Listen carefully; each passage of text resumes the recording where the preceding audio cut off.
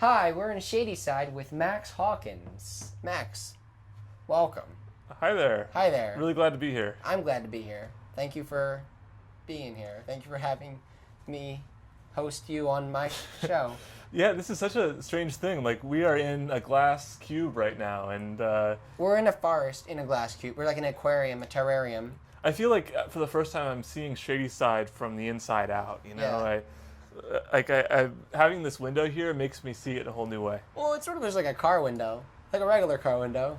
But usually the cars aren't like parked in a parking lot and you're staring out the giant window. I don't know. I don't spend a lot of time in a parking lot, just like pondering your existence, being like, "Why am I here? Why am I in a Shadyside parking lot?" But yeah. we are in a Shadyside parking lot. Yeah. That's what makes it great. So tell me about yourself. Tell me about what brought you to Pittsburgh or Shadyside, or why are you here? Sure. So I am a student at Carnegie Mellon, Mm-hmm. and I'm studying computer science and art, the combination. Ooh.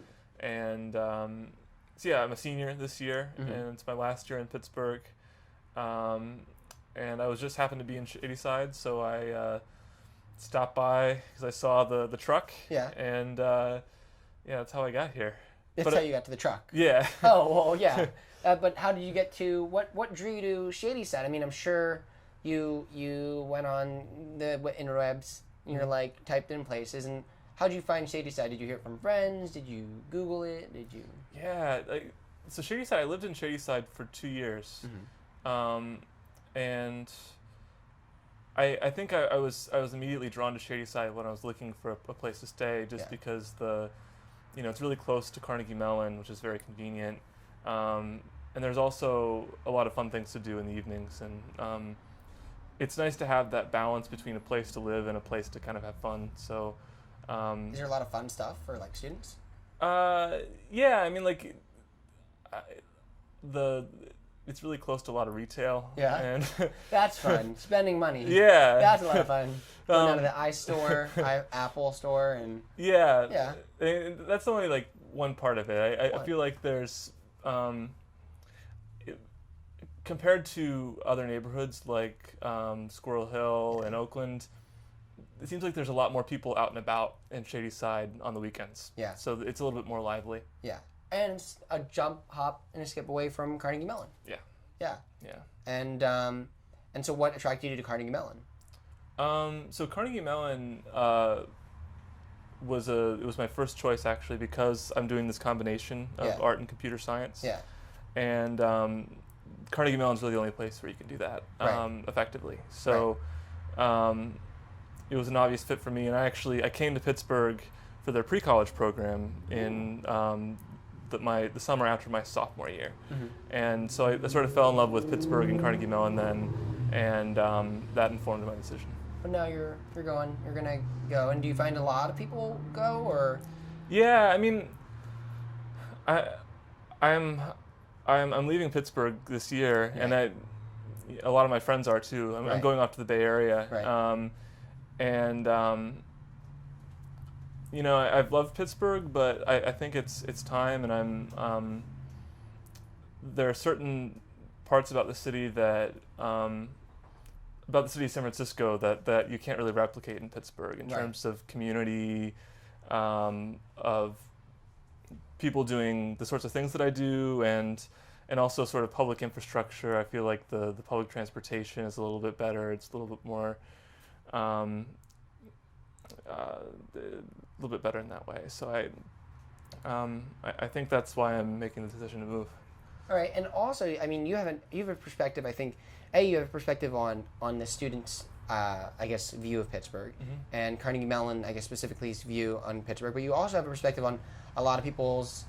You know about a lot of people's views at night, specifically, like True. dreams about Pittsburgh, not their hopes and dreams, but their literal dreams and sometimes hopes and dreams.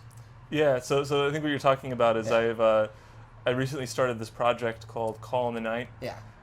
Which everyone should join if anybody's listening. Go on, call. How do you join? You go to callinthenight.com okay. and you put in your phone number, uh-huh. and then roughly once a week, sometime after 2 a.m., you get this phone call, and you hear a short prompt, and then you're connected with one other person who's called at the same time. Uh-huh. completely random and anonymous, and you just talk about whatever. Yeah. And so this launched a couple of months ago out of Carnegie Mellon, and up until a few days ago we had 200 users. Yeah. And recently we got posted on Reddit, and we have 2,000. Wow. And so it's growing rapidly, and there's been some really interesting conversations out of it. There's a lot of tech things that start up in Pittsburgh as well.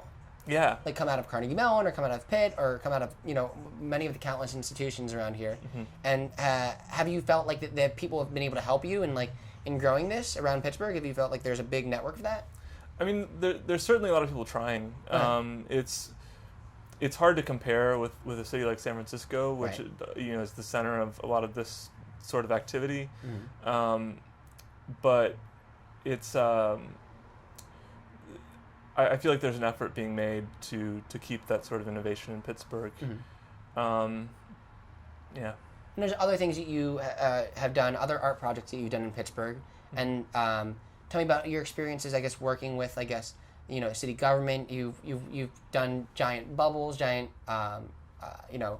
inflatable structures. Tell me about that. Tell me about, I guess, have you worked at the zoo at all, or? We spoke about this a little bit before. Yeah. So one of my more recent projects was this giant inflatable bubble that I helped construct at Carnegie Mellon, and it was about 30 feet tall, sort of a cone, and it fits a bunch of people inside, and then it became sort of this space where people could gather, and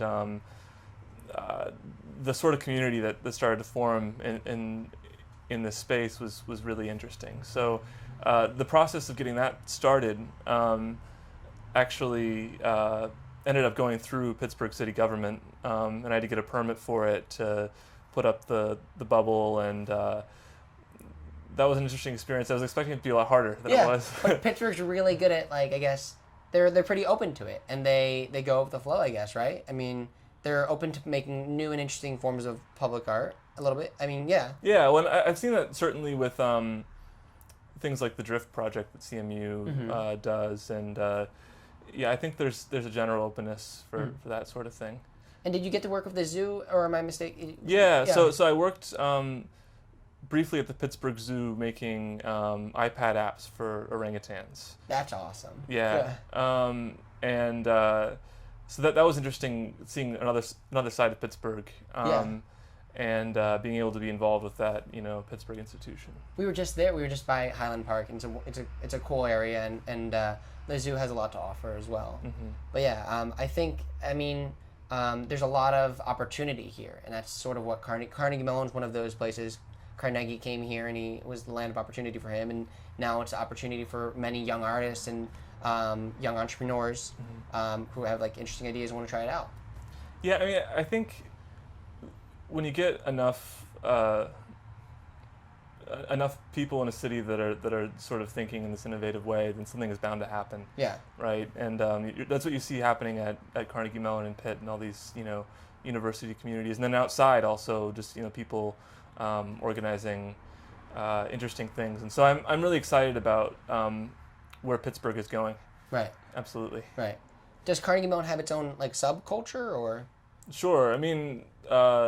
Necessarily, because a lot of people at CMU are worried about classes, and so they don't have a lot of time to venture outside, and things sort of, it's sort of a bubble. Yeah. But I guess that is one of the things that I wish was a little bit different about my Carnegie Mellon experience. How often did you get to interact with people in Shadyside or people in the neighborhood? Often in the everyday sort of sense, but there's perhaps not as large of a artistic reach to these wider communities, besides things like this, where you're sort of placing yourself in the neighborhood. Yeah, literally in a truck. Yeah. All different neighborhoods. Yeah. Yeah. Okay, cool. Well, thanks a lot for being on the show. It's been wonderful getting your perspectives. It's the perspective of a student, we have a lot of people who are coming in, we have a lot of people from all around the world coming into the universities around here, not just CMU, but also Pitt and Chatham and Duquesne and Point Park and Robert Morris and all these different universities. So it's good to get that kind of perspective because it's a growing population. Well, thanks so much for having me. Yeah, cool. All right, thanks a lot. My face is kind of falling asleep with the heat.